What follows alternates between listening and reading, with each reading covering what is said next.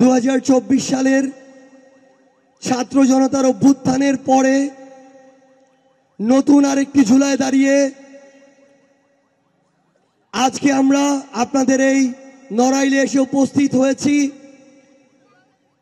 একটা অভ্যুত্থান ঘটার পরে আপনাদের সামনে এভাবে রাজনৈতিক দলের একটি অংশ হয়ে আমাদের দাঁড়ানোর কথা ছিল না, কিন্তু আমরা যখন দেখছি যে এক বছর যেতে না যেতেই আরেকটা জুলাই আসতে না আসতেই ঠিক আগের মতো প্রত্যেকটা জায়গায় একইভাবে চাঁদাবাজি হচ্ছে, আগের মতোই মাদকের সিন্ডিকেট গুলো চলছে, আগের মতোই দুর্নীতির আখড়াগুলো চলছে, আগের মতোই বিভিন্ন জায়গায় তোষামতি তেলবাজি এই যে কালচারগুলো, এই কালচারগুলো বিভিন্ন সরকারি অফিস আদালত থেকে শুরু করে প্রত্যেকটি জায়গায় চলছে।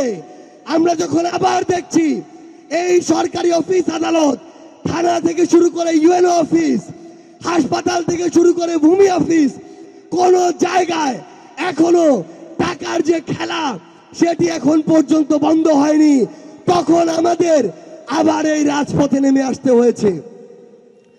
আমাদের মনে হয়েছে এই যে সংগ্রাম, এই যে লড়াই, এটা শুধুমাত্র একজন হাসিনা পালিয়ে যাওয়ার মধ্যে সীমাবদ্ধ নয়। এই অন্তর্বর্তীকালীন সরকার তাদের জায়গা থেকে তাদের সবচেয়ে বড় একটি ব্যর্থতা হচ্ছে, যারা হাসিনাকে স্বৈরাচারী হাসিনা বানিয়েছে তাদের কারো শাস্তি এখন পর্যন্ত এই সরকার নিশ্চিত করতে পারেনি।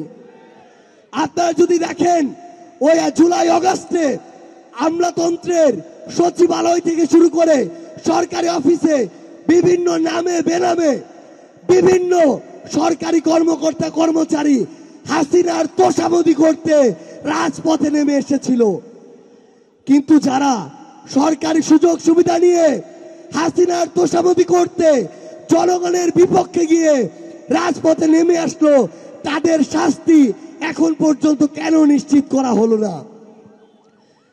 এই অভ্যুত্থান পরবর্তী সময়ে আমাদের মনে হয়েছে এই যে একটা সিস্টেম, করাপ্টেড একটা সিস্টেম, এই সিস্টেমটা ভেঙে চুরে নতুন করে তৈরি করতে হবে। একটা নষ্ট, একটা খারাপ, একটা মেয়াদ উত্তীর্ণ বাড়ির মালিককে আমরা হটিয়েছি, কিন্তু ওই বাড়িটাকে ধ্বংস করে এখন সেখানে নতুন করে জনগণের আকাঙ্ক্ষার ভিত্তিতে আগামীতে বাড়ি নির্মাণ করতে হবে। আমাদের অনেক কাজ এখনো বাকি, এই জন্য সবকিছু ভুলে গিয়ে আমাদেরকে এই রাজপথে আবারও নামতে হয়েছে। কিন্তু এই 10 মাসে 11 মাসে কিংবা 1 বছরে আমরা এমন অনেক বিষয় দেখেছি, শুধুমাত্র রাজনীতিবিদরা, শুধুমাত্র সরকারি কর্মকর্তা কর্মচারীরা কিংবা আমলাতন্ত্রের অনেকে তাদের জায়গা থেকে ভালো হলে কাজ হবে না। আমরা যারা সাধারণ জনগণ আছি আমাদেরও ভালো হতে হবে। আমাদের মধ্যে অনেকে আছি ছোটখাটো ব্যবসা করি, বিভিন্ন জায়গায় কাজ করি, হয়তো রিক্সা চালাই, অটো চালাই, কিন্তু আমরা যদি সুযোগের অভাবে সৎ হই তাহলে দেশের অগ্রগতি সম্ভব না। এখানে কোনো রিক্সা নাই, যেই ভাড়া 50 টাকা, রিক্সা নাই দেখে আমি 100 টাকা চাইলাম, এই মানসিকতা নিয়ে ভালো দেশ হবে না। বাজারে একটা সবজির দাম 100 টাকা, বাজারে অন্য দোকানে সেই সবজি নাই, আমি 200 টাকা চাইলাম, আমি যদি এই সুযোগ সন্ধানী হই দেশের অগ্রগতি হবে না। আমি একটা ব্যবসা করি, আমার এখানে এলপিজি গ্যাস আছে, নরমালি দাম 1300 টাকা, বাজারে সংকট, আমি এখন 1500 টাকা চাচ্ছি। আমি যদি এমন ধান্দাবাজ ব্যবসায়ী হই দেশের উন্নতি হবে না। আমাদের প্রত্যেকের নিজেদের জায়গা থেকে নিজেদের দায়িত্বটা পালন করতে হবে। আমরা আপনাদেরকে অনুরোধ করব, অভ্যুত্থান পরবর্তী বাংলাদেশে দয়া করে আপনারা সুপারিশের আশায় কিছু কিছু নেতার পিছে পিছে ঘোরার অভ্যাসটা যে আছে আমাদের অনেকের, এটা আমাদেরকে বন্ধ করতে হবে।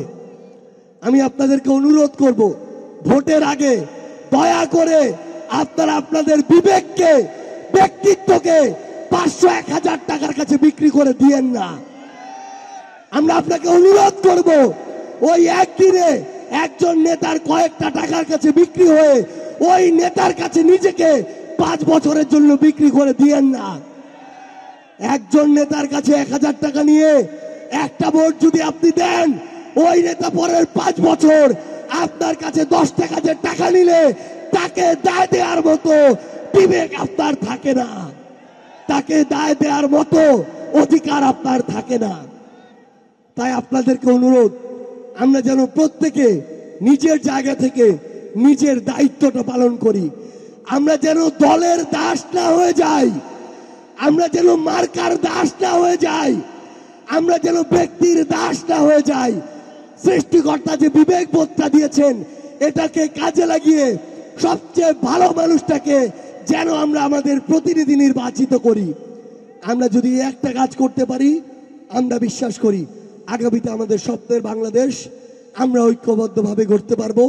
সে পর্যন্ত যারা সত্যের পথে থাকবেন, ন্যায়ের পথে থাকবেন, আপোষহীন থাকবেন, আপনাদের সাথে আমাদের আবারও দেখা হবে লড়াইয়ের রাজপথে, অথবা বিজয়। ইনকিলাব জিন্দাবাদ।